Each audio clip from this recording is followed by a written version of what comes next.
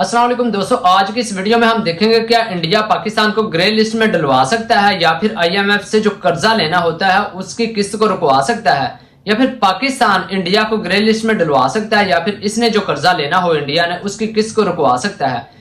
तो दोस्तों, video start करने से पहले आप लोगों से दरख्वास्त है कि चैनल को सब्सक्राइब कीजिए और बिना टाइम वेस्ट के हम वीडियो को स्टार्ट करते हैं। सबसे पहले आप लोगों को बताते चलें कि FATF है क्या। ये एक ग्रुप है जिसमें 39 ममालिक शामिल है और कम से कम 3 ममालिक की राय या दरख्वास्त चाहिए होती है किसी भी मुल्क को ग्रे लिस्ट में डालने के लिए कि वो मुल्क दहशतगर्दी में मुलव्वस है या फिर दहशतगर्दों को फंडिंग करता है या फिर मनी लॉन्ड्रिंग होती है इस मुल्क में, या फिर ये इन चीजों को रोकने में नाकाम है।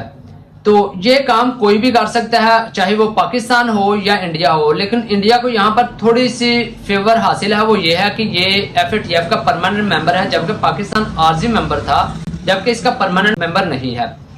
जबकि ये अपने इत्तेहादी मालिक से कह सकता है या फिर ये है कि स्ट्रॉन्ग सबूत दे तो इस तरह से पॉसिबल है।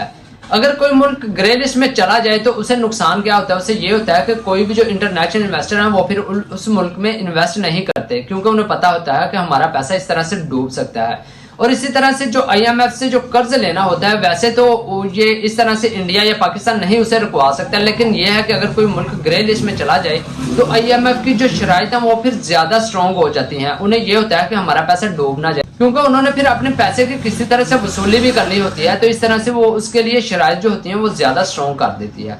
तो दोस्तों, आज के लिए बस इतना ही। चैनल को सब्सक्राइब जरूर कीजिए। अपना ख्याल रखिए। अल्लाह हाफिज।